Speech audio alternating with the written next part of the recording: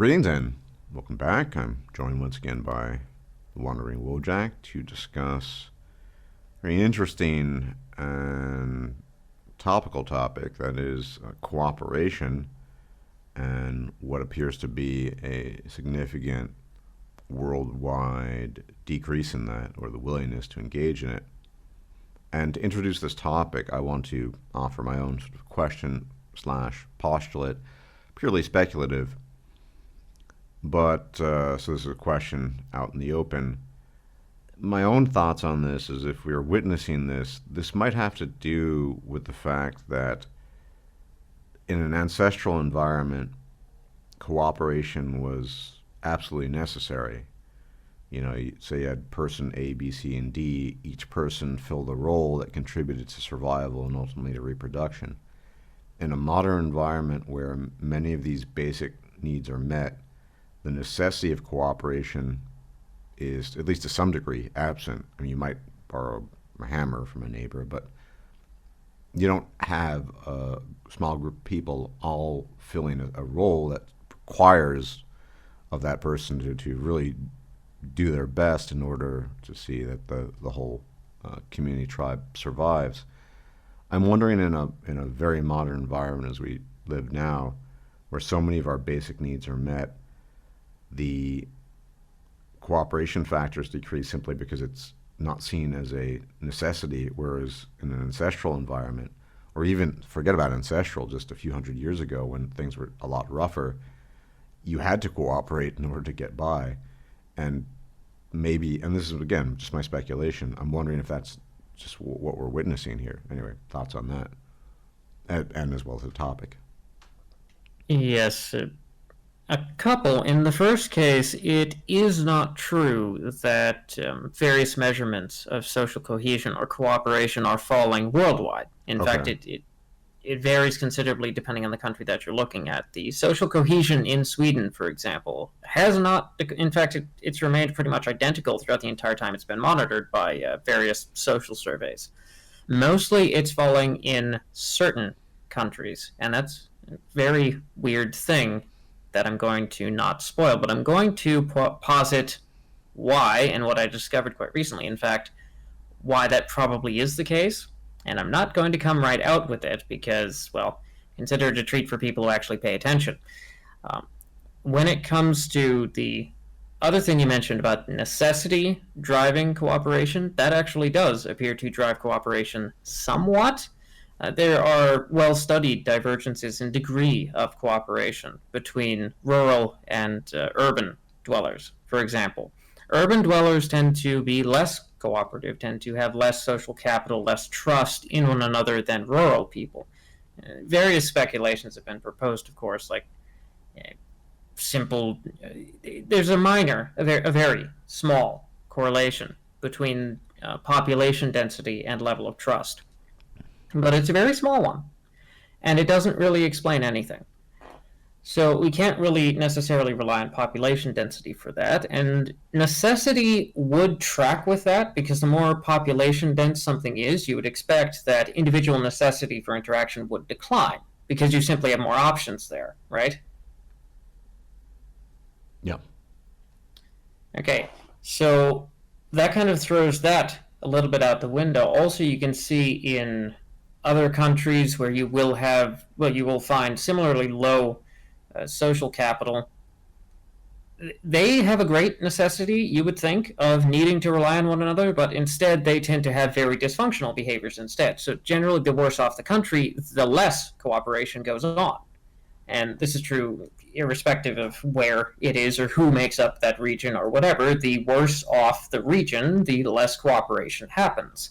In fact, you find a very strong correlation, and this is done recently in a July publication by Pew Research. Thank God they did it. It is beautifully detailed. Um, your level of education and your income level, your socioeconomic status, largely seem to correlate with your perceived trust in other people. So the better off you are, the more likely you are to be more trusting, and the worse off you are, the less likely you are to be more trusting. It's pretty much how it goes. That's also how it goes internationally as well. The worse off the country, the less likely it is to be trusting, the better off, the more likely.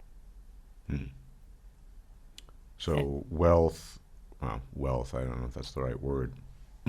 uh, having sufficient, having your economic basis covered seems to lend itself to trust. You would think, but no, that isn't the full picture. And I was quite serious in saying that I'm not going to get at what I happened upon for quite some time because people ought to pay attention before they write stupid comments, but perhaps my efforts are in vain.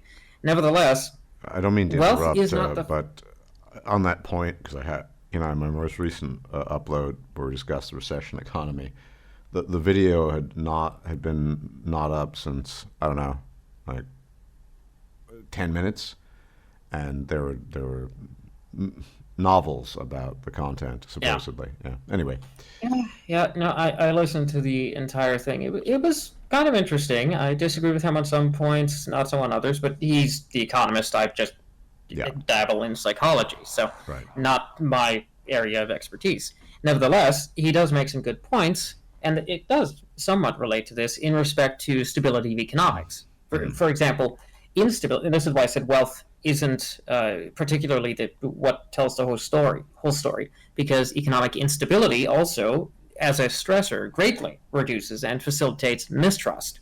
mm, Nevertheless, none of this is the whole story because on a long term basis, on a long term scale, trust all metrics of trust of every single institution, pretty much of government in particular and of other people, has been dramatically falling. In government, you see trust rates of, say, I think the chart goes from like 70% at a high point all the way down to what, 15%, 13% now. And then you also have interpersonal trust over the past, since I think about the 1960s, has fallen from about 50%, say they greatly trust other people or whatever the highest ranking is, all the way down to something like 30%. So there's very dramatic decreases over time, while wealth in general and other metrics, again, of the 19th century or 20th century problems has improved. So while society at large and in the United States has by every metric gotten better, trust in everything has been collapsing. mm. So even with wealth, that doesn't appear to be the answer either. Well, before we go into the, I guess you called it the silver bullet, or the most accurate picture, let's talk about some of the speculations that have been offered. I mean, I Yeah. can't really discuss this without touching upon what some people believe to be the smoking gun, that is diversity. Um, I think, was it, bullying alone is constantly referenced as if it were the only study on the matter. And just in general, the idea that diversity just de facto equals distrust. This seems to be uh, not reflected, at least in its totality, in the data. So maybe you could elaborate on that. Well, part of the problem here is that people, when they latch onto something, they don't tend to actually go and look at follow ups or subsequent studies or studies done in other countries. They don't do the legwork. What happens in that case is, generally speaking, anyone who mentions Putnam's bowling alone, in my experience, they don't know anything else. That's the only thing that they have looked at, and I guarantee you the vast majority of the time, they haven't even read it, first of all. And second of all, they haven't read the literature it's based on, nor have they read anything produced afterward. So they don't know what they're talking about the vast majority of the time. And they don't tend to actually look at the broader area of research on the matter.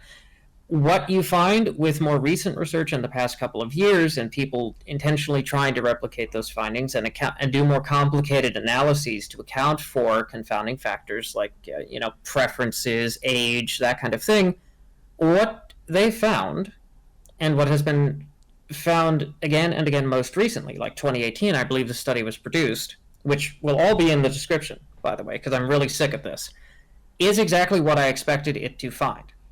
Generally speaking, diversity has no effect whatsoever on social cohesion except when you already have a negative opinion of that outgroup. And the amount of people who have a pre-purposed negative opinion of an outgroup tends to be in a vanishingly small minority, unless you're part of a minority group. So, in other words, social cohesion, primarily for, say, the white demographic, wouldn't be affected the vast majority of the time by any sort of changes in the outgroup demographic, as long as they don't perceive that outgroup as bad or hostile. So, the people who would most suffer from changes to social capital due to increases in diversity would be ethnic minorities like African Americans and Hispanics. So it's kind of the exact opposite of what these kinds of people would want to say, that, oh, it's, we need a more ethnically homogenous society. No, you need to stop lying to people and saying things like that, because that is exactly the kind of attitude that will make people react negatively to outgroups. And by doing so, that's how you get the declines in social capital. And also, quite obviously, in spite of that, you have very large, very diverse cities that are doing fine by those metrics, and you have other ones that are much more homogenous that are doing terribly. It isn't causal. It doesn't explain most of the variance. What about, so the small number of people who do feel that they just typically move away, I guess. So those would be the people Yes. engaging in quote unquote white flight, I would imagine. Yeah, to a much lesser degree, of course, as this whole racial outgroup thing has gone by the wayside. But again, like I said, minority groups are sadly the most affected because their sources of media tend to pound that tribalistic drum the most, and that's also how they get money, by playing into those fears. It's a very unfortunate cultural problem, and they're the ones who are mostly suffering from it. Like for example, they have the greatest degree of in-group preference, but they also have the greatest degree of in-group mistrust. You're specifically Black Americans you're referring Yes. to, right? Well, they have the greatest extremes, unfortunately, and it isn't being helped by the people reinforcing those extremes. In fact, if that did help, if homogeny did help, then Black communities would be among the safest because they have the highest in-group preference. Unfortunately, the two are completely different. You can have a great in-group preference and also an incredible degree of in-group mistrust. Well, Roland Fryer, I think I've sent you, and probably he did that sort of reworking of the school system in, I think, Houston to great effect. Well, he's actually been discharged from Harvard on alleged charges of sexual misconduct. It sounds like a lot of nonsense to me, but sign of the times. His most recent work, I believe, don't quote me on this, was looking at actually the numbers and this whole notion of acting white, if it had a real effect, and apparently it does, according to him, which is to say, I don't know, going to school, being studious, yada, yada, yada. This is, at the level of culture, viewed as acting white and therefore to be shunned, and creates, at least according to him, real reverberations, negative ones, for the community at large. And of course, if you go against that grain, then you're viewed as an outcast because you're acting presumably as a quote-unquote out-group member because you're going against what the community has sort of tacitly agreed upon. Well, and that has a lot to do with various theories bandied about in psychology, like integrated threat theory and other in-group, out-group threat models that try to understand how threats are established and how to get rid of them. One of the strongest ways, of course, to establish a threat is exactly what tends to happen in those communities, is just blame everything on the out-group, and therefore any behavior that associates you with that out-group is considered toxic, is considered something to be put down and shunned. If you define yourself in opposition to what you perceive as that out-group threat, that's the result.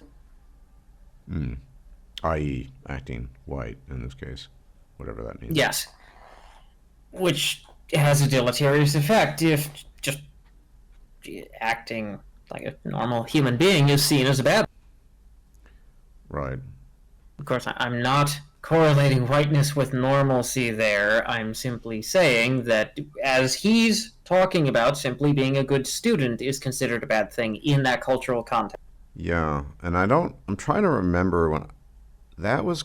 I mean, I'm old, and I don't remember at least that phrase growing up, and there were a lot of black people around me, and I don't certainly remember in the media to the extent that it existed people talking about that. It seems to be much more recent than anything else. The idea that I don't know, studying hard or going to school and doing your homework was something to be shunned because it was associated with whiteness. I mean, even during the height of the civil rights movement and things like that, don't think we could really observe that sort of thing. It, I suspect so-called race hucksters, there are quite a number of them in the black community, Al Sharpton, Ta-Nehisi Coates. I'm not saying these individuals specifically, but there are these people who like to fan the flames of conflict because they profit off of it. And that kind of rhetoric has had an effect over time on the black community, leading to some of these attitudes towards studiousness or what have you. Because I just can't remember having looked at the civil rights movement in the 80s and even the early 90s necessarily, and people using that phrase as a sort of, if you work hard and you study hard, that's a bad thing because that's associated with being white. It's just very strange. Seems quite recent, actually. Well, and the same thing exists for relationships between the sexes. Because if you think about it, they associate academic feminists of the most virulent kind, of which are allegedly in a minority but are the most represented in the media, tend to take the view that anything masculine and male is toxic by definition of being masculine and male. Hmm. That causes those same kinds of attitudes. It's no secret. You look at communities like Reddit where they have, like Troll X, meme boards and things that are allegedly for women or from a female perspective. They're completely invaded and overtaken by these crazy cat ladies who genuinely hate men and hate women who have successes with men. In the most extremes, I suppose you could call them a kind of... they're not... They're similar but different to male incels, although the problem of male incels is completely different. Nevertheless, in terms of the extreme sorts of reactions you see, they adopt many of them. So this model works racially, gender-wise. It doesn't matter what the ultimate targets are, as long as you have those outgroup threat perceptions, as long as you buy into an idea of racial dominance or patriarchy or whatever, and you fashion your worldview around that, and it's reinforced in your echo chamber, that's what's going to be the result. So, but, of course, this is not the solution either. This is not the full story. Again, these are all things that I've looked into. What you find when it comes to political radicalization. A lot of people have been pounding that drum as well, that political extremism and...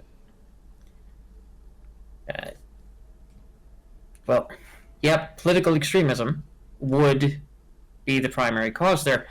No. In fact, Americans at large, and you've studied this in other countries as well, they don't have this problem either. What I'm trying to say is that when this has been studied, it has been found since like 2002, 2006 to the present day, political extremism as a whole has not been increasing. Extremism around individual issues has been. Right. And that is where much of the variance has been occurring. So the willingness to find other people at the opposite end of the aisle acceptable has been declining over certain issues, not as a whole. What would those issues be? Oh, for example, issues like gay marriage, that kind of thing. The usual really hot-button issues. All right. It causes the effect in trying to research the effects on social capital like this of, yes, we are getting more polarized. That's the word I was mentally foring over. Polarized. We are getting more polarized. Jesus. but mostly over a very small number of issues. And it would seem Immigration, actually that gun our control come to mind. yes, Yeah.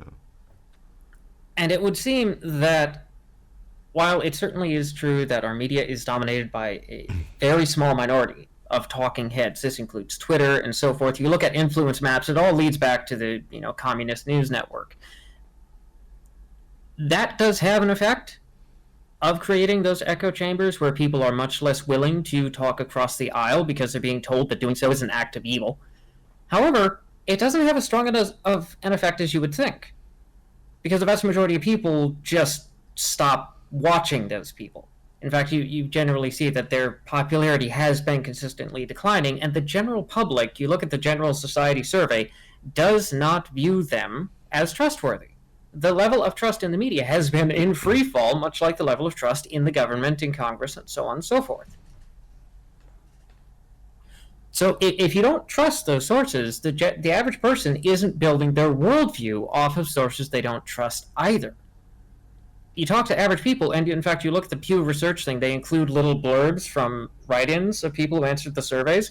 You find individuals basically saying the same thing, is I don't care what these talking heads say. I don't listen to them. Their opinions are completely irrelevant to me. Nevertheless, I see what they represent as a problem.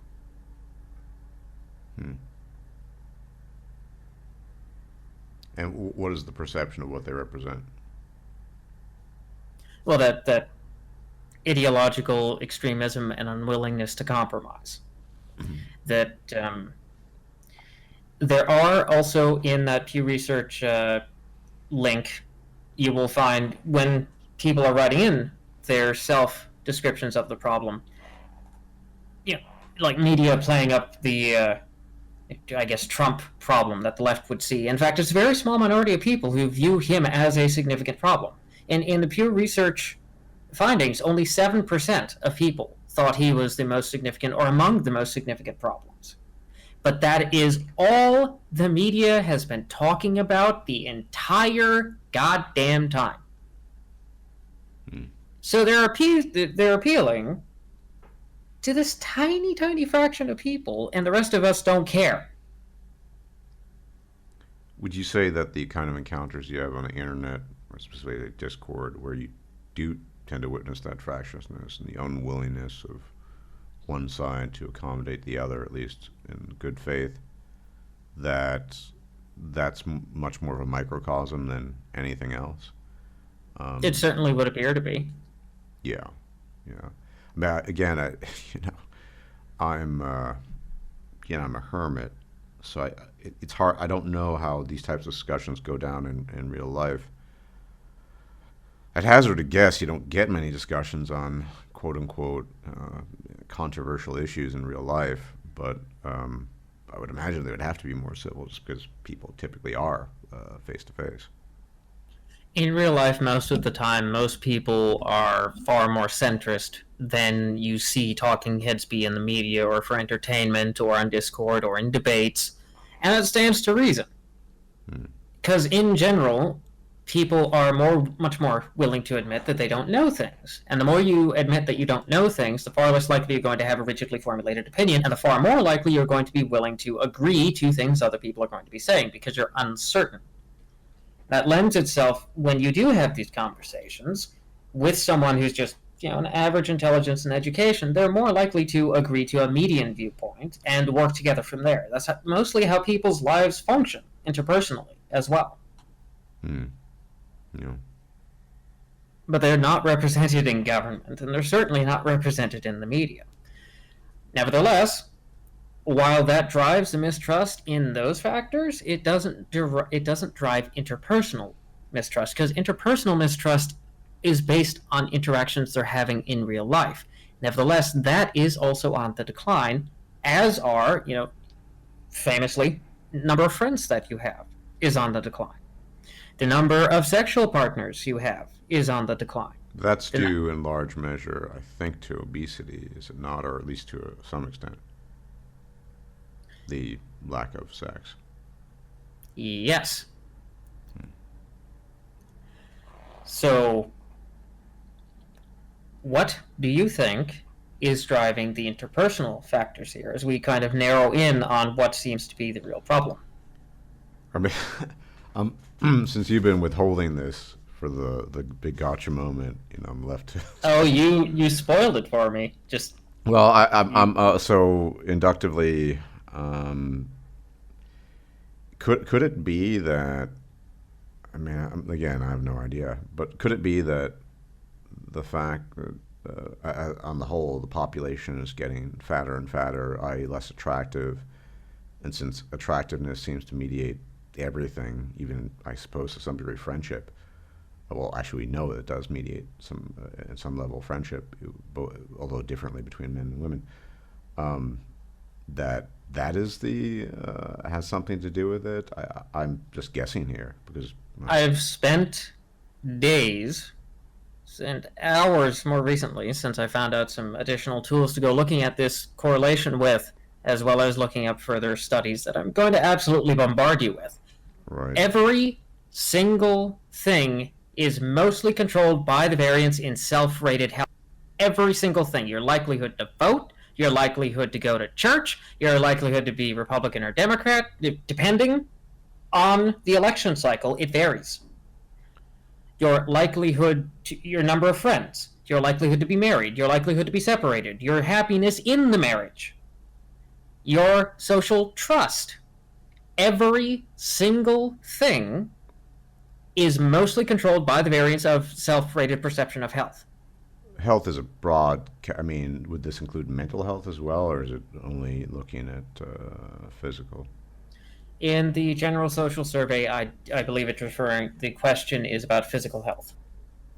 So the people who rate themselves as poor or fair health tend to not vote. They consider themselves worse off economically. They are less trusting. They're more likely to be unhappy, vastly more unhappy. They have less confidence in literally all institutions. Every single metric and every single thing you look at, the pattern is the exact same. It also explains most of the variance in political attitudes for individual political attitude questions. Your likelihood to, bizarre things, your likelihood to consider that women should stay at home or not and be making men a sandwich. That tracks primarily with physical health. But how? So people self-rating of their status, health status, seems to be biggest correlation for practically everything I've been looking at. But, and the largest one by far is with the level of social trust and social capital. And that is what I found when I looked at international studies of social capital, comparing things like Denmark, Sweden, and the usual trifecta of Nordic countries with the rest of the Western world and the rest of Europe. Guess which countries have the most stable trust over time, and guess which countries have the best overall health? They're the exact fucking same.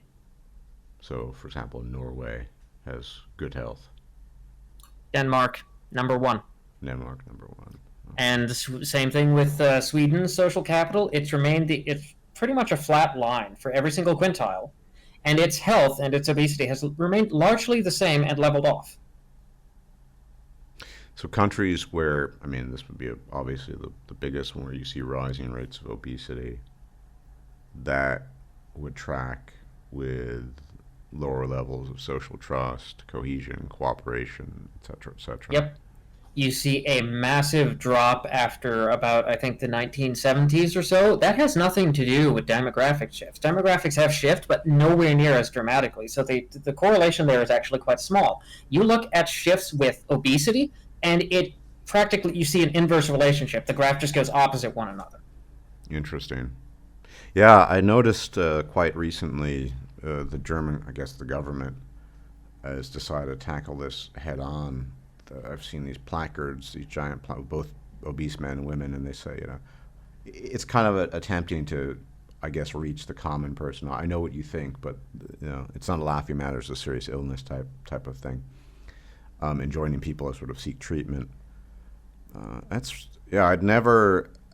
I mean, I realize obviously, if you're obese, you're less likely to have sex, or much less likely. Well, be This successful in that. doesn't necessarily have to do with only obesity, because the different metrics you look at primarily relate to overall health, have the strongest correlation. Obesity has less of one when I started looking into individual studies.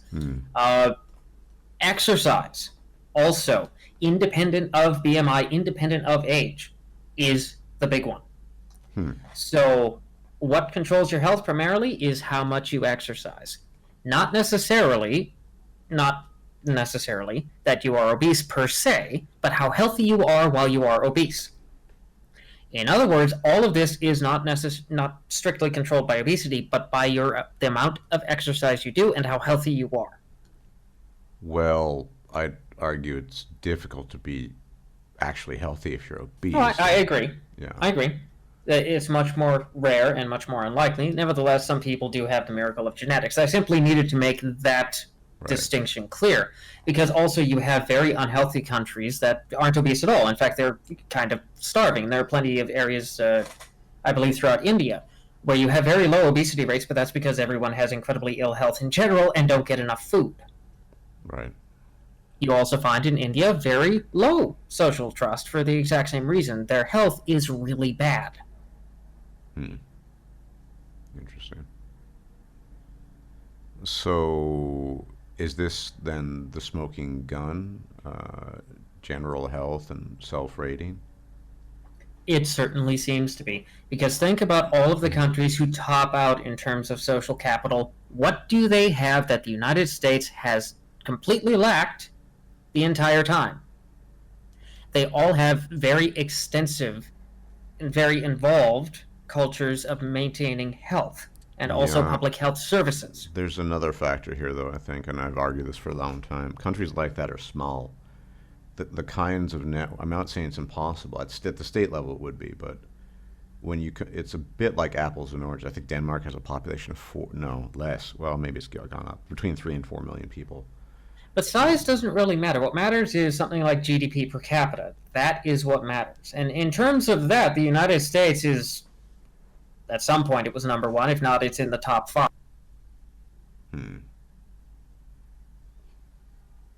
But I mean, monitoring health on a national level is a much more difficult task in a country of over 300 million people than it is in a country. That would be a question of engineering. Nevertheless, there's also some other questions we can go over, such as initially there's been a hypothesis floating around as well of, well, what about greater role of women in workplaces, that kind of thing. Women not being in the kitchen making your sandwiches, not facilitating social connections. There have been people I've seen and I've heard arguing that. No correlation there whatsoever. The only correlation there is coincidental, because where you see a massive influx of women entering the workforce in the 1970s, and where you also see somewhat of a displacement of males' income compared to GDP, that's coincidence. Because the effect is completely chaotic year over year. And initially, I thought there would be some greater explanatory power, because I was trying to think, well, who would primarily be facilitating social connections in the olden days of yore? It must necessarily have been women, because women had much more free time. At the same time, people in general were much healthier. And as you mentioned, the effect also seems to be probably somewhat on attractiveness. On individual attractiveness, it's quite clear that the more obese you are, the uglier you're going to be. And the less healthy you are. Yeah.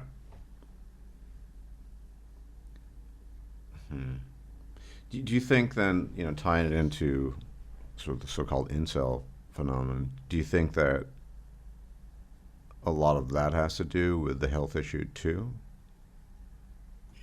I think the health difference between men and these kinds of things are going to be arguments of statistics. Your probability and odds of finding a mate. Well, your probability and odds of finding a mate are going to be significantly lower if everyone is morbidly obese. If everyone is relatively unattractive, nobody's going to want to be around one another, let alone have to deal with one another.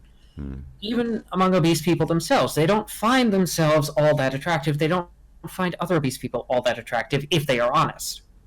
I'm not calling incels obese. They probably aren't on the whole. In fact, there's the whole gym cell thing that I strongly recommend among lonely men. It makes you feel better. Yeah.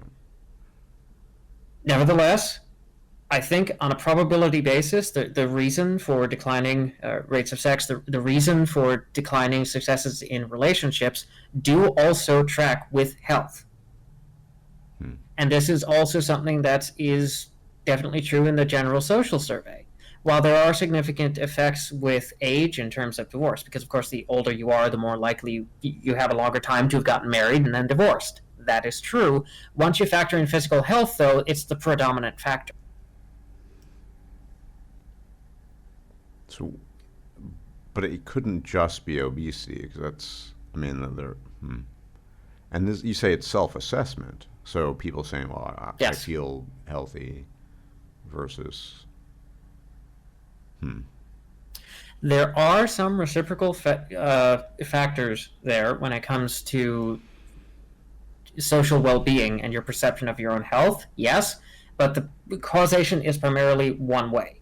There's a small effect there, but it isn't a big one. Interesting. I know it seems really bizarre considering all these conversations everyone's been having all over the internet about, it's changing social societal roles and women need to get back into the kitchen and Jordan Peterson, you need to clean your room and all this other stuff. No, the data is quite unequivocal on this matter. All of the countries that have the best social capital are the healthiest ones, bar none, and have the best health care for most of its citizens. So in theory, if you could socially engineer a really good healthcare system, If you could socially engineer more people to exercise, everyone would be better off. And I think that since exercise, of course, has a much better effect on your health overall and also intergenerationally, it would be far less likely for people to be unable to find a partner. Odds are you do have a partner out there who's very similar to you, but due to the fact she's an ugly fucking cow, you're never going to want to date that. And that's perfectly fair to admit to. yeah. I mean, Which means that most people are increasingly off the dating market because they're simply physically repulsive. It's the same thing with your friends. I mean, do you really want to have a bunch of friends who altogether are so heavy they can't go into an elevator together? right. Well, I'm a demo. I'm being a little bit hyperbolic on purpose there, Right, but right. you get what I mean.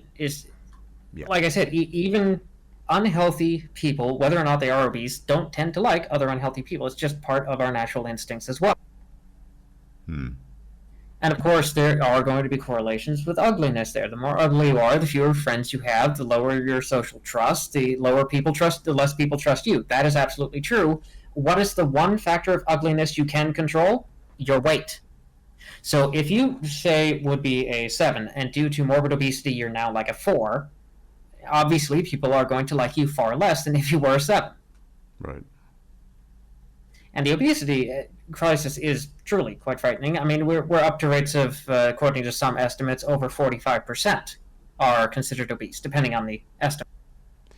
Yeah. I think lower bound estimates are like 32%. Yeah, I'm more, well, considering a healthy body fat percentage for a male, age adjusted, whatever, should be somewhere in between 13 and 17%. Yeah, we're way, I mean, it depends how you classify obesity, but I mean, okay, there's obesity and then just plenty of people who are just, I'll have to use pounds, 20 pounds overweight. Not quite obese, but also not. I mean, you could still be healthy like that, but yeah. It's been on the rise everywhere. Germany's gotten pretty fat recently. I see a lot of obese people these days, more than I used to years ago. And places like Mexico, I think Mexico's number 1. It changes by the year, I think, but they've been catching up. I believe the United States is number 1. I thought I thought Mexico had eclipsed the U.S. Oh, maybe I'm wrong about that. I don't know. It might also depend on the estimate. The estimates are going to fluctuate rather significantly. Right. Yeah, but No, but there's more on this as well. I did a truly absurd amount of reading because I couldn't believe what I read. Various people have studied the effects of exercise on things like personality, the effects of weight on personality. Of course, most of it's correlational. You see, people with low conscientiousness tend to gain more weight over their lifetime. You see longitudinal studies of 20, 40 years, whatever. Hmm. The lower your conscientiousness, the higher your neuroticism, the heavier you tend to be. What is not well studied is the effect of exercise on modulating your personality. As it turns out, when they study an actual cohort longitudinally instead, those which exercise more have the least amount of declines in personality, have the maintain higher rates of agreeableness, conscientiousness, and so on. Yeah. Well, there's no doubt. I mean, you just feel better after you exercise. Yeah, especially cardio. I don't like doing it, but when you're done with it, it's obviously anecdotal, but you have the sense that you did something, you did the right thing, so to speak, and that feels good, when you've done the quote unquote right thing, as opposed to sort of lazing around. Yeah, seems to be pretty clear. Yeah, the effect on neuroticism is actually quite striking, like ridiculously so. If you can get them to stick to an aerobic exercise and fitness program, the rates of their self-reported anxiety is considerably low. Interesting. And Americans currently have one of the lowest amounts of exercise in the Western world. So that shouldn't surprise you, even also and especially among women, that there are many compounded additional health effects there and also personality psychological effects. So when I said this was a smoking gun, I truly meant it, because every single thing that I looked at tracked with it gets better with exercise, not just with a small effect, but a very large one. There's an open question as to how much it might affect personality in the long term, not simply in terms of maintenance. It's unclear to me currently, because I couldn't find a study on this, if there are dramatic changes to personality features with a strict adherence to an exercise regimen. It seems as though there might be, especially with neuroticism, but also especially with agreeableness. And trait agreeableness plays into the social cohesion cooperation factor. And that's just on a personal level. This is ignoring the extra dimension of you exercise more, you look more attractive. Yeah. So you're basically, if this is the case, and since you've looked at it so much, you're just saying niggas is fat and shit. They gotta get off that lazy asses. And referring to that, unfortunately, in the black community, you have the absolute highest rates of obesity in the country, last I checked. I'm not sure if Hispanics have eclipsed them yet, but I'm pretty sure that they have been. And that has unexpected effects. You can look at these communities like microcosms. You see the most social ills in the fattest communities, in the most unhealthy ones. Now, of course, a lot of these are reciprocal causation, because the poorer ones tend to be the fattest, right? So it's unclear to what degree the strength of the effect is due to poverty or due to relative inequality or other stressors. Nevertheless, being of poor health absolutely and quite clearly is not going to help. The fascinating thing is the fact that this self-reported health tracks so strongly with individual attitudes and perception of outgroup threat. The worse your health, the more you presumed hostility on the part of outgroups. And that effect was stronger than everything else. Interesting. It's even stronger than sex, which normally people make a big hullabaloo about differences in outgroup threat perception between men and women. No, your health largely seems to track with. It's unclear how much of this is causal, obviously. But if I were a researcher, this is the thing that I would start making my bread and butter on. This is the thing I would start writing books on. Yeah. Well, kind of are a researcher. Want to write a book? I damn well might. Yeah, I'd read it. I mean, but you see the same effect. There's also plenty of studies these days, unfortunately, in the Anglosphere from Chinese sources. Well, fortunately, if you want intercultural comparisons, but the same effect exists in China. All right. For some reason, we're getting a whole lot of those translated articles being ported over. I'm not sure why, but yeah, whatever. So all this other stuff, ethnicity, political divisions, etc., that's all Highly contextual.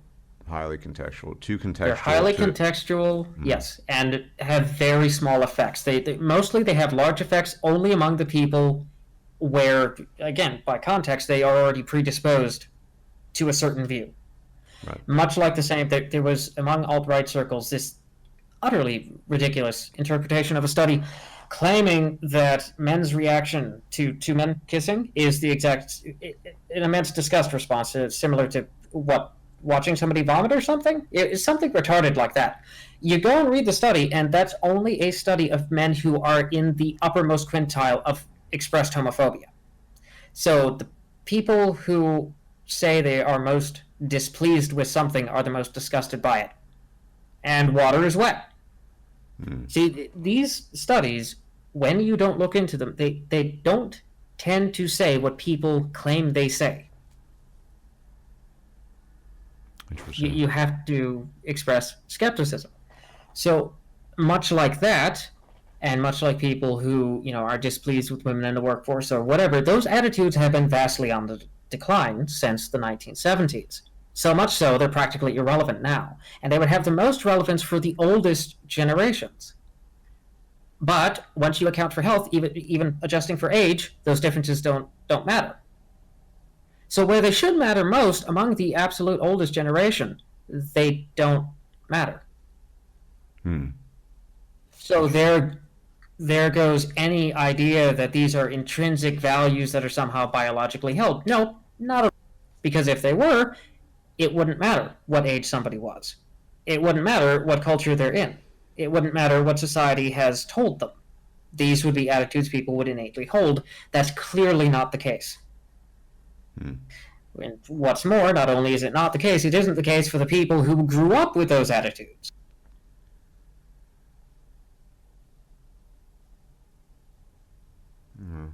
So, are you saying that researchers and the common population, populace at large, everyone's just sort of just missing the forest for the trees?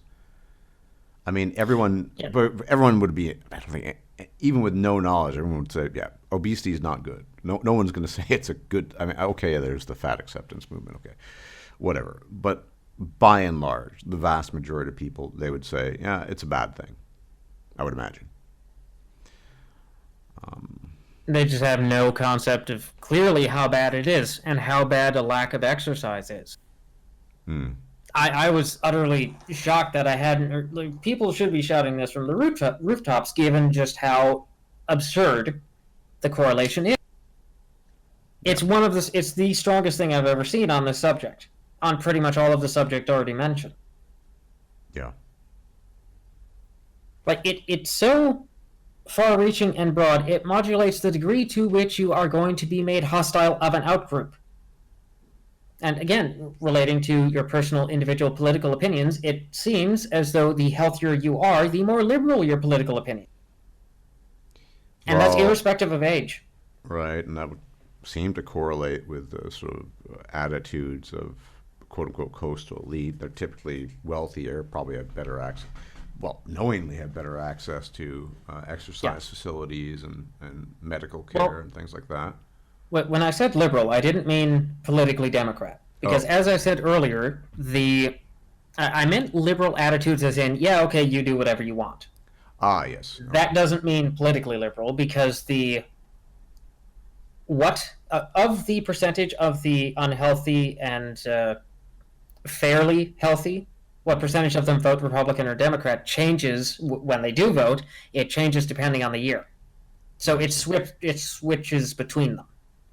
I see. Interesting nonetheless, though. Yeah, the unhealthy people don't seem to be very consistent in their political persuasion. Yeah. Wow. Is that really that surprising? Well, and there's added concerns that questions of how heritable trustworthiness is, how heritable fairness is, how heritable cooperation is. Interestingly, and this tracks with my health idea, this agrees with it, trustworthiness is incredibly circumstantial and is not heritable at all. Not really. The vast majority, something like over 95%, depending on what study you look at, of course, finds no heritability whatsoever to it.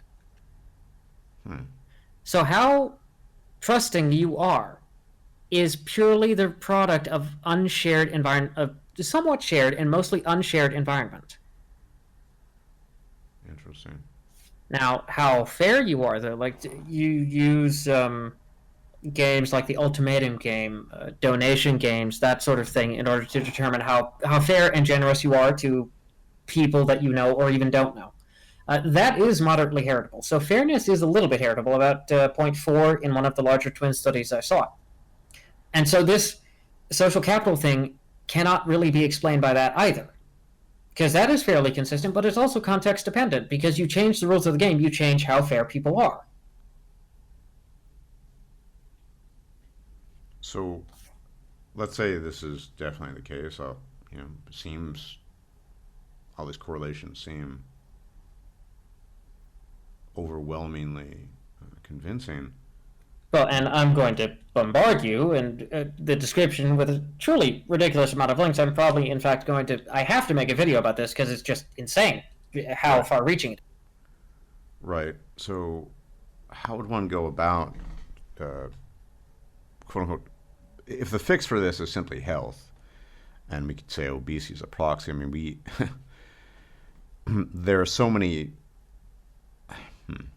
as you know, there are many arguably, almost indubitably, with very few exceptions, mental health you could say antecedents prior to obesity.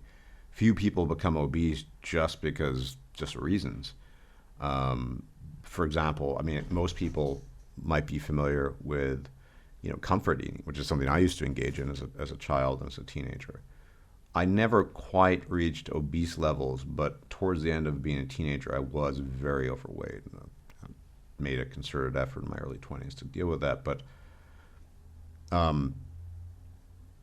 so there seemed to be, there's a mental health aspect here that I think might be overlooked. I'm not sure, because obesity doesn't come from nothing. There's the physiology, the biochemistry, but a person who just eats nonstop. Emotional eating is I'm not going to say it's an illness, but it's certainly a very common phenomenon. Some people take to the bottle, other people take to food. And arguably, All of which is modulated heavily by the amount of exercise that you get. Right. You want to pretty much cure, again, we're talking about rates of prevalence and that sort of thing. You want to cure that for the vast majority of people. The only thing you can give them is more exercise. Well, Not yeah. necessarily just slimming them down, not necessarily just having them eat less, as in actually more exercise and more vigorous exercise. Mm. This also seems to be somewhat of a sort of social disease, because I think there was a TED Talk many years ago about this very thing, where the spread of obesity looks so much like the spread of a virus that it mimics the exact same kind of presentation. So it's very much like a social disease. Where you have the highest rates of obesity, you see then this outgrowth geographically from these epicenters all throughout the country. And it merited so much so that there were actually people going, well, I guess I'll check to see if there's a virus responsible for this. And there are people who've actually found some minor correlations with certain latent viral infections. Very small ones, though. Mm. But that's how closely it mimics that, thanks to the social way that it is conveyed. And if it tracks so much with levels of trust and that sort of thing, then the more obese friends that you will have, the more unhealthy friends that you will have, the worse it's going to get for you. And the worse it's going to get for your friends, and so on, and so on. And that would explain also why it has spread so quickly and why it's getting so incredibly bad, because there's nothing stopping it. Interesting. Yeah, I mean, I'm not going to say my mind is blown by this, but so much of the momentum, at least in online discussion, has been in the direction of just purely political. Then in so-called alt-right circles, it's all race or ethnicity. And originally, I thought I'd be mostly talking about something like that. I, in fact, wrote down several hypotheses that I was subsequently checking before I came upon this fact. Like, this is just what happened, and I have to honestly talk about that. If I don't, then nobody else is going to check it, and nobody will be able to tell me that I'm crazy.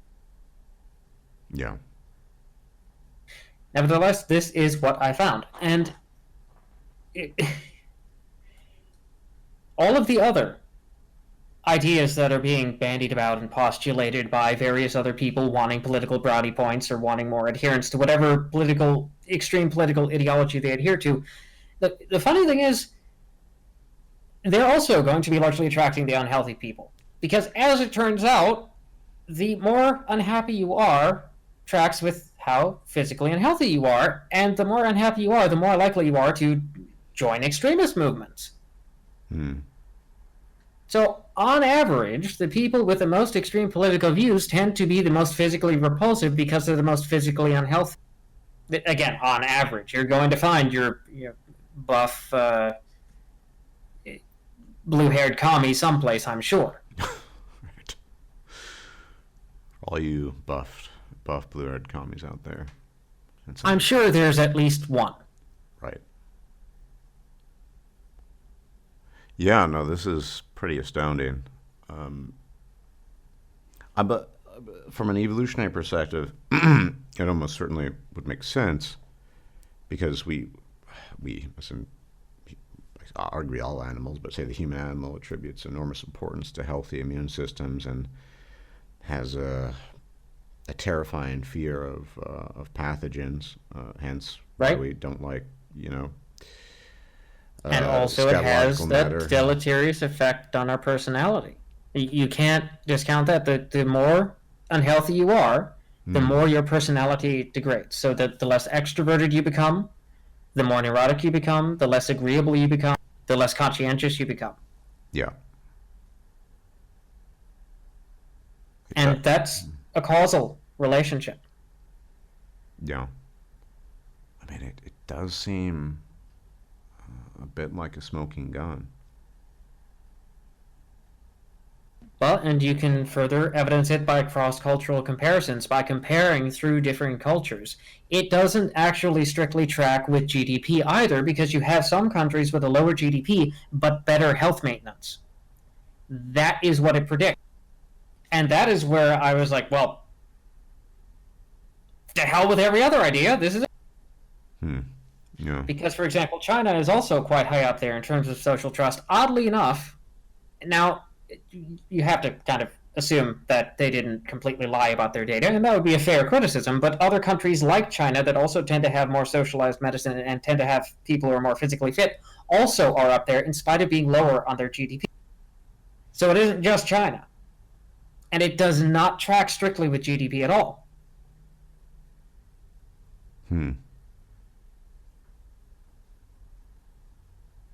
Interesting.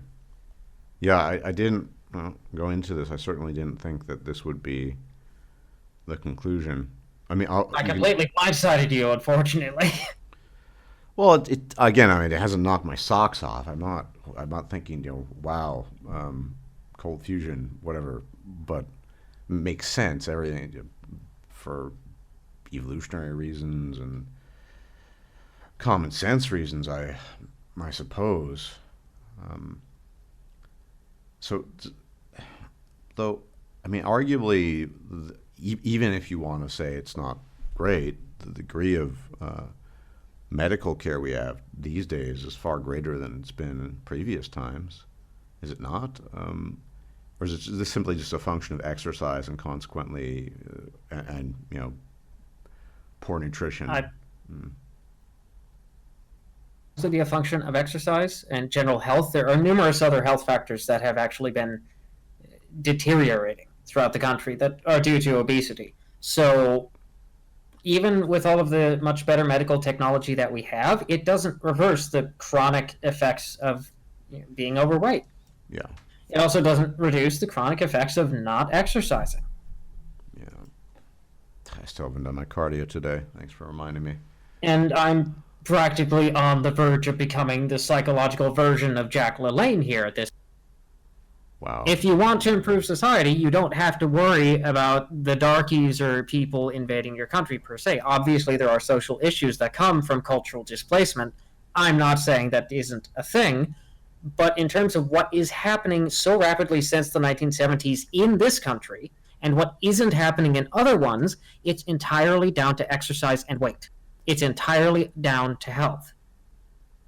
This would seem to be, for better or worse, mostly for worse, aided and abetted by the food industry with their expert chemists. And I mean, it doesn't help that the kinds of food out there are calorie bombs plus incredibly palatable. I mean, it's astounding. I mean, this is, since we're on the topic.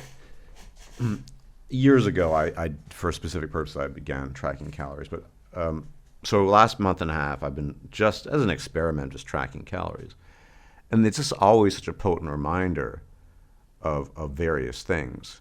So, for example, would you prefer to have 100 grams of oatmeal? And you can debate whether it's healthy. I'm quite okay with oats. There's zinc and magnesium and whatever of that. That's about 361 calories, or the equivalent of a bag of chips, which is going to have close to 600 and be nutritionally just a lot more wanting.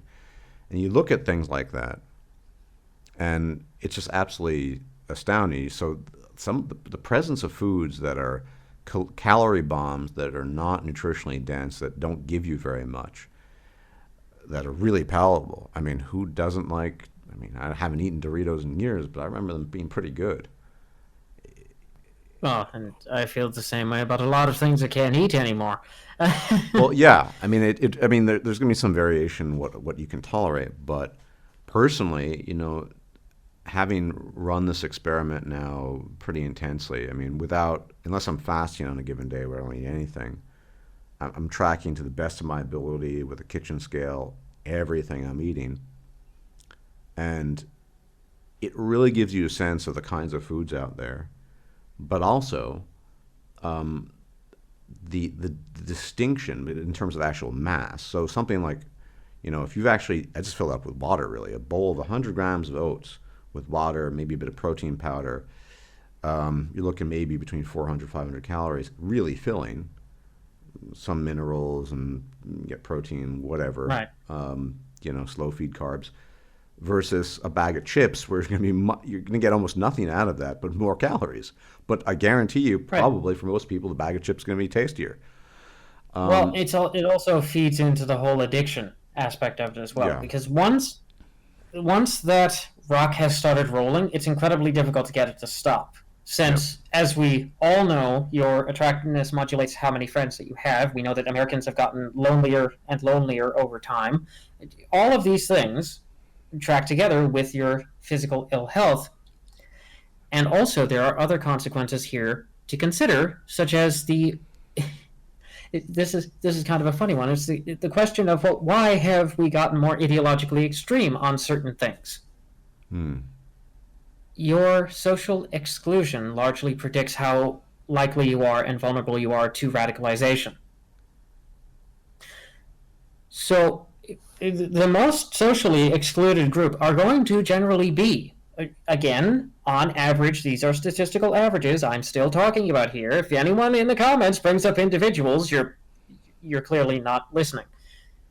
They are much more likely to be socially excluded because of their poor. They can't go out as much. They can't go talk and meet people as much. And as I said, obese people tend to not like one another anyway. So they generally aren't going to meet obese friends.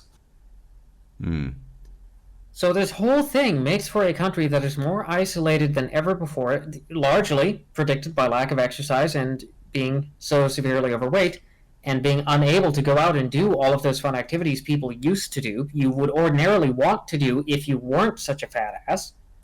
Well, And it leads to further radicalization. Point here. A couple of months ago, I had a close friend visit me, Now, normally to get my cardio done, I'll vary. Sometimes I'll walk up massive, like repetitive flights of stairs. Sometimes I'll go to the gym, cross trainer. Sometimes I'll just take a walk in the park once or twice. But I have to say that at least with her, I mean, I can't, drag my friend to the cross trainer with me. But um, taking a walk with a friend is it's the same. You're doing the same exercise, but that passes the time. Spending time with somebody so much more Oh, yeah. easily. It's just Yeah. easier. It's like, why don't we just go take a walk? And then we just spend the time talking. And all of a Yeah. sudden, rather than just looking at the clock, okay, so I've been walking for 40 minutes, an hour and a half has gone by. And like, oh, wow, I've almost doubled the amount I normally would walk and hence more calories. And wasn't even thinking about it. Right. So, And related to that, remember how I was discussing, I think it was with you at some point, where I was mulling over the fact that we tend to form bonds through hardship. We tend to, as a society, as people, are the most trusting of somebody you have suffered through something with. yeah, Because obviously, that person you know by experience will be reliable once you do. yeah. Exercise also serves as a proxy to that. Hmm. I, I, I guarantee if I go and check this out later and manage to find somebody who has studied this, you're going to find that the more you exercise with a friend of yours, the more likely you're going to see them as a friend. Any kind of shared hardship, physical hardship, is going to endear you to one another, even if you don't share the same personality. Yeah, I mean, that's sort of the placebo. I haven't really ever lifted with a consistent partner, but on a few occasions where I have, just everything seems better, even on, off days. Because, yeah, And you're going to like them more. Because while most research in affect misattribution has failed replication, that probably is one of the most replicable effects that you're going to find, is associations with physical activity and emotion. The more you do physical things with somebody, the more you're going to like them. yeah, yeah. Well, and of course that also applies to sex now, doesn't it? Y- Guess what obese people generally don't have when they're in a relationship? Uh, yeah. Yeah, Yeah. And, well, there very are the unpleasant chubby thought. chasers, but I guess they're a minority. At least I heard about them. I'm not sure how many there are. Also an unpleasant thought. Hmm. Well, apparently they do exist. I mean, there are the fetishists out there that, you know, Yeah, but anyway, yeah, when, when it comes to all of these declining metrics, this includes the number of friends who you think are friends and who like you back. That also probably does track with the amount of physical activity you do with those people. hmm, no, And the degree and strength of our social bonds has also been eroding, and that's probably another thing to go.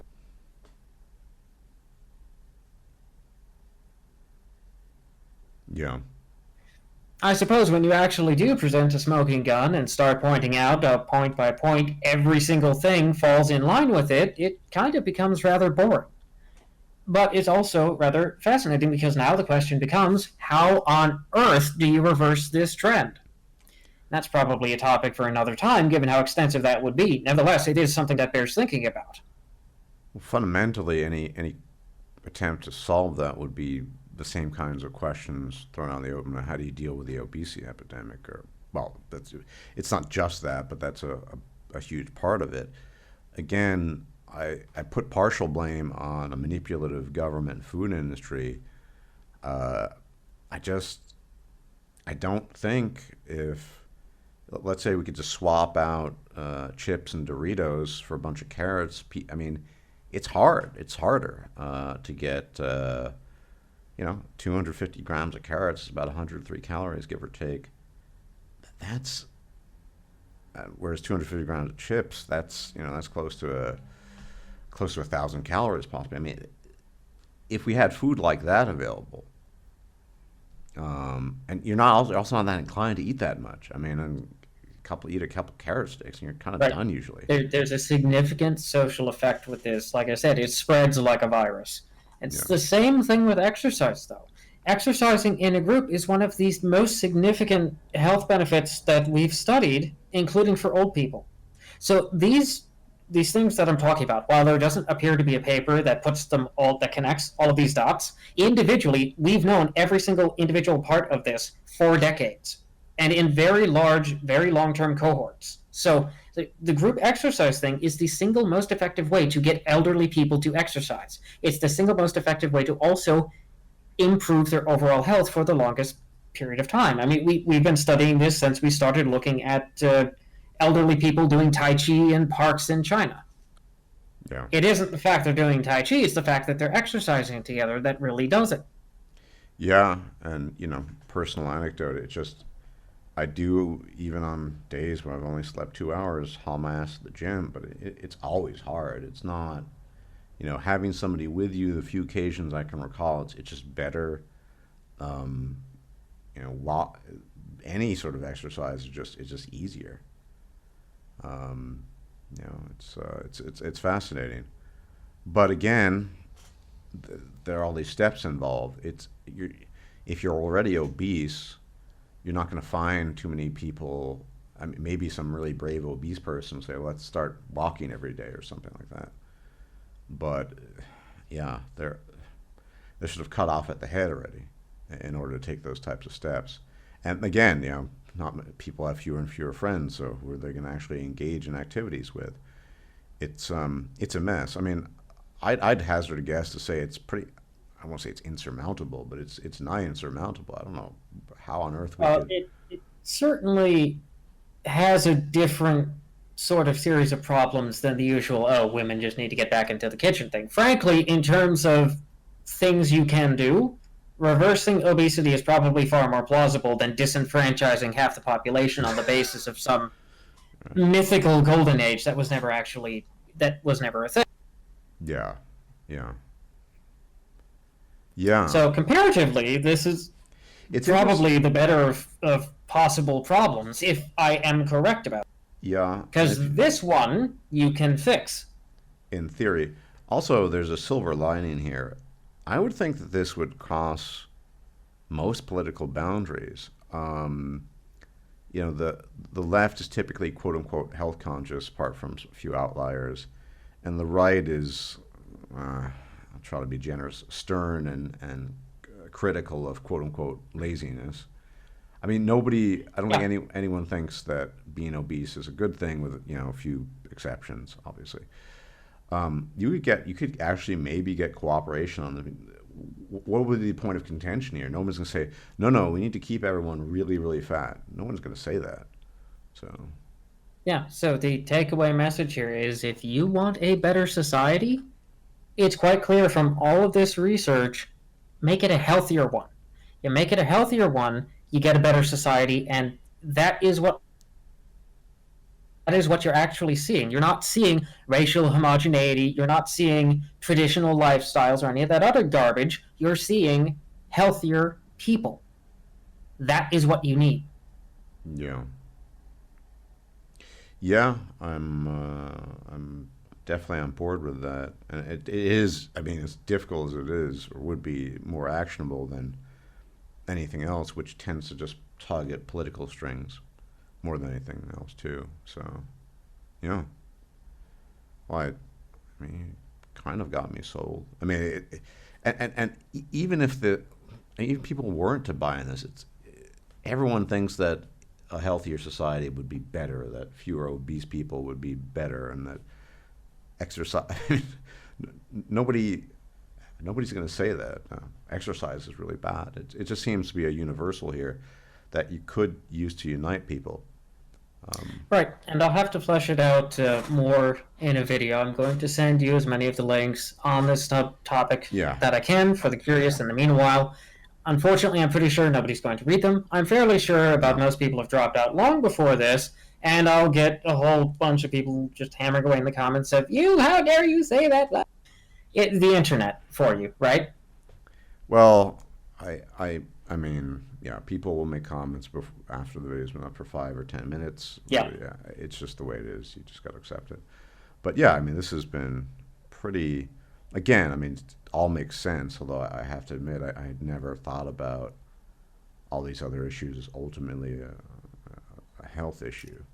And I somehow managed to miss the obesity thing, even though I've been reading a lot about obesity over the past couple of years, I somehow missed the connection to the broader social problem. It affects your psychology. Of course it's going to affect social cohesion. Yeah. I'm an idiot. Well, no, by any metric, you're not. I guess But, put you in a room with John Von Neumann's, and we all are. um, but yeah, I have one video to do, and then I'm probably going to explore this thing as broadly as I can for those who are interested. But I think I've covered everything. I think we've covered the basis in terms of the usual so-called solutions that people have, other than, we should have a civil war. Well, can't have a civil war if you're all too fat to walk. Yeah, yeah, yeah.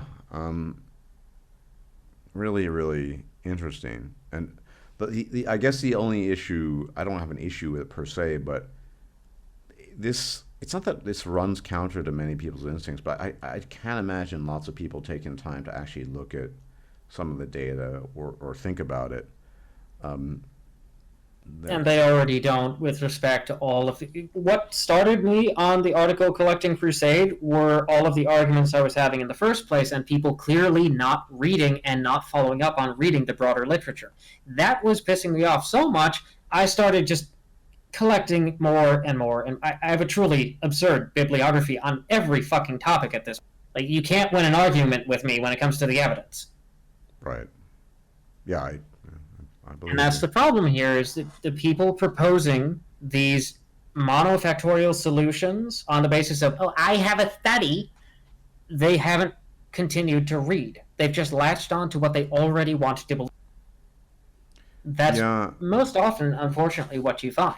most people aren't researchers like you, don't have the capacity or the desire. So, yeah, but I guess, yeah, this is kind of a positive note. Only that I personally think that we're not I mean, obesity is getting worse worldwide. It's not getting better. So it's not although I was heartened to see, the German government taking action and viewing it as a serious medical condition more than anything Yeah. else. Well, and I clearly must believe there's a truly monumental amount of evidence for this, because I've never come with a positive, happy solution to anything. Yeah. There are people who are going to be asking, what happened to this guy? Who replaced him? Yeah, is there a gun to your head? Are you okay? No, I'm fine. Yeah, well, I guess, yeah, just fix obesity, get people to exercise. I mean, a monumental task, but certainly easier than some of these more abstract things that people talk about, that's for sure. Yeah, and those abstract things have nothing to do whatsoever with our biology. This one, however, has everything to do. You Yeah, change your physiology, you change your health, you change how you think. And yeah, I mean, generally, the healthier you are, the more optimistic you think, therefore, the more you will trust people. yeah, just think about Yeah. facial bone structure. I mean, you mentioned that someone's accept. I mean, you might actually have a decent bone structure, but if you're obese, no one's gonna ever see that because it's covered in the triple chin, and your cheeks look like rabbit cheeks, and yeah, I mean, Mhm. everyone is, Oh, is better looking when they're not obese, basically. oh, gosh, darn it. What? I forgot to mention the big one, the religious people always harp on. I forgot it, and I should have mentioned it in the beginning. Damn it. Well, it's probably a bit too late now, but for those of you still listening, also with respect to research on religiosity, that is a big one. There's also another new era of apologists going around citing, oh, but there's differences between intrinsic and extrinsic religiosity. No, no, no. Completely missing the point. Religion, the more religious a society, the more religious a people, the worse the problems get. The more violence you have, the more intertribal violence you have. What that dichotomy between extrinsic and intrinsic religiosity ultimately pertains to is not just the external factors, but intrinsic people are in general more likely to internalize. That means they're less likely to do things. Hmm. You see, less violence, less bad outcomes, all this other great stuff. Having a greater degree of intrinsic religiosity also means you are much more likely to be introverted. So more introspective, more thinking. That is where all of the other positive outcomes result in. So in other words, they create this artificial dichotomy with religiosity in order to say, oh, look, see, this type of religiosity will make society better. No. No. Because it doesn't cause that. It is a product of other causal factors. So I guess it's a closer, and I'm glad I thought to bring it up, unfortunately, a bit too late. There is no whatsoever society reshaping social benefits to adding further religiosity into a culture, whether intrinsic or extrinsic. And you couldn't add it intrinsically anyway, because those people have higher degrees of intrinsic, quote unquote, religion due to their personality in the first place. So all you're doing is taking a good personality and throwing religion on top of it. All right. Well, that sounds like a good way to close it. I guess I'll say mind blown, if this is the really big one. It defies our senses and our inclinations and perhaps our instincts, but if all the data are pointing in this direction, then it's difficult to ignore. So I hope the audience found this as interesting and somewhat surprising, although not entirely surprising as I did. Hope you actually sit through the whole thing before commenting, although I think it's unlikely. And yeah, I will check you out later, and Wojak will, I guess, forthwith start working on his magnum opus on this issue. So, and start doing more push-ups. And that too. Okay. So everyone, thanks for tuning in, and we'll check you out later. Bye-bye. If you liked this video, please like, share, and subscribe. And if you enjoy my content, please consider making a donation or becoming a patron. Thanks for watching.